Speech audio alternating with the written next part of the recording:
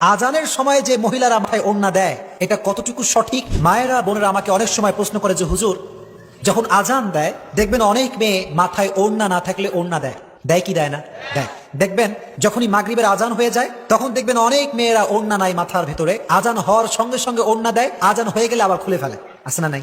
এখন প্রশ্ন হচ্ছে এইটা, আজানের সময় যে মহিলারা মাথায় ওড়না দেয় এটা কতটুকু সঠিক এবং এটা কোরআন সুন্নাহ দ্বারা প্রমাণিত কিনা, এটা আমি উত্তর দিব। আপনারা সবাই শুনবেন তো ইনশাআল্লাহ?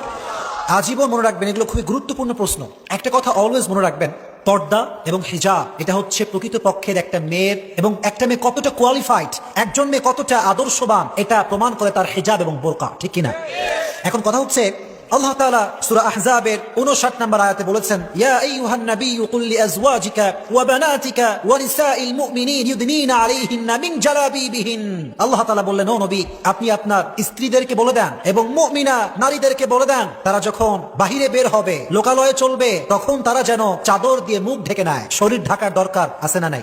জালাবিবিহিন, এই শব্দটা জালাবিব, এটা লিসানুল আরব একটি লুগাত আছে। এই লুগাতের ভিতরে এসেছে যে 273 নম্বর পৃষ্ঠায় এই অর্থটি রয়েছে। জালাবি মানে হচ্ছে এমন একটা কাপড়, এমন একটা চাদর যে চাদর দিয়ে মাথার উপর থেকে নিয়ে পা পর্যন্ত ঢাকা যায়। মূলত এই চাদরগুলো যারা আরবে গিয়েছে তারা জানেন, এই চাদরগুলো আরবে অ্যাভেলেবল, কিন্তু বাংলাদেশে মাথার থেকে পা পর্যন্ত ঢাকা যায় এরকম চাদর বাংলাদেশে খুব কম পাওয়া যায়। এটা হচ্ছে জালাবিবের অর্থ।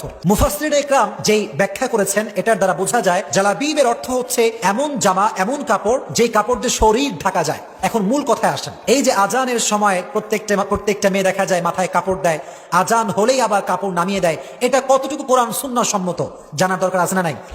মনে রাখবেন প্রিয় ভাইরা, এটা হচ্ছে একটা সংস্কৃতি। এটা কি সংস্কৃতি? এটা কোরআন সুন্নাহ দ্বারা প্রমাণিত নয়। তবে হ্যাঁ, যদি কোনো মেয়ে আজান শুনে মাথায় কাপড় দেয়, তার ঈমান যে অনেক ভালো, সে যে মুত্তাকি একটা বান্দি, এটা তার প্রমাণ বহন করে। কারণ আজানে যে শব্দ উচ্চারণ করা হয় আল্লাহু আকবার, সমস্ত মহানত্ব, বড়ত্ব, সমস্ত শ্রেষ্ঠত্ব একমাত্র মহান আল্লাহ রাব্বুল আলামিনের জন্য। চিল্লায় কোন আল্লাহু আকবার।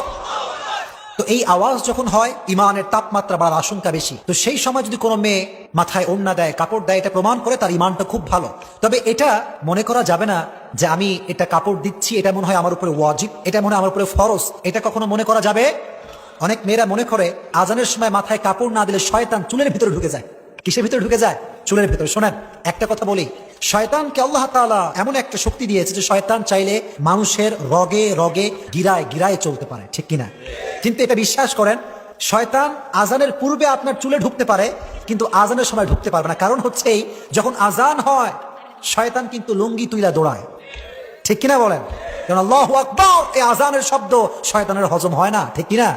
এজন্য এটা মনে করা যাবে না যে আমাকে দেওয়াই লাগবে। হ্যাঁ, যদি আপনি মাথায় কাপড় দেন তাহলে বোঝা যাবে আপনার ভিতরে তাকওয়া আছে, আপনি আল্লাহকে ভয় করেন। তবে এটা ফরজ ওয়াজিব কোনো আমল হতে পারে? এখন কথা হচ্ছে, যখন কোনো মেয়ে বাসার ভেতরে একা একা বসে আছে, তখন সে চাইলে, যুবকরাও শুনবেন, বাবারাও শুনবেন, তখন সে চাইলে তারা হাত খোলা রাখতে পারবে, মুখ খোলা রাখতে পারবে, পায়ের কবজি গিরা খোলা রাখতে পারবে, যখন একা একা সে আছে।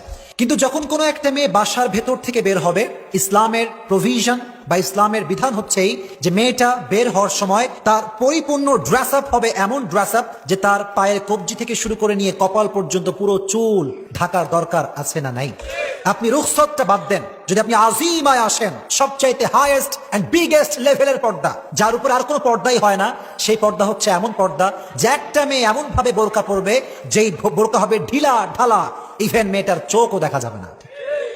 এই বোরকা পরে যখন কোনো মেয়ে বের হয়, আল্লাহর কসম করে বলছি, ওই সুন্দর বোরকাওয়ালি কিন্তু কখনোই ইফটিজিং এর শিকার হয় না। হেজাবওয়ালি কিন্তু ইফটিজিং এর শিকার হতে পারে না। আর যারা ইফটিজিং করে এদেরকে আমি বলবো, এদের মতো ছ্যাচরা, বেয়াদব, লুচ্চা পৃথিবীতে আর কেউ হতে পারে না। এরা চরিত্রহীন। এজন্য আপনাদের বোনেরা যখন বের হবে, মায়েরা যখন বের হবে, listen to me with full concentration, মনোযোগ দিয়ে শুনবেন। প্রত্যেকটা মেয়ে, প্রত্যেকটা মা, প্রত্যেকটা মহিলা বাসার থেকে সম্পূর্ণ মুখ ঢেকে বের হবে। বাবা হিসেবে এটা আপনার দায়িত্ব, ভাই হিসেবে বোনকে সংরক্ষণ করা এটা যুবক তোমার দায়িত্ব ছিল, ঠিক কিনা? পারা যাবে ইনশাআল্লাহ। আর যেই মায়েদের বয়স অনেক বেশি, হুজুর আপনি এত ওয়াজ করলেন, যাদের বয়স বেশি, গায়ে ভাঁজ পড়ে গেছে, চামড়ায় ভাঁজ পড়ে গেছে, এদের বিধানটা কি? আল্লাহ তাআলা বলেছেন, ওয়াল কাওয়াইদু মিনান নিসা ইল্লাতি লা ইয়ারজুনা নিকাহা ফালাইসা আলাইহিন্না জুনাহুন।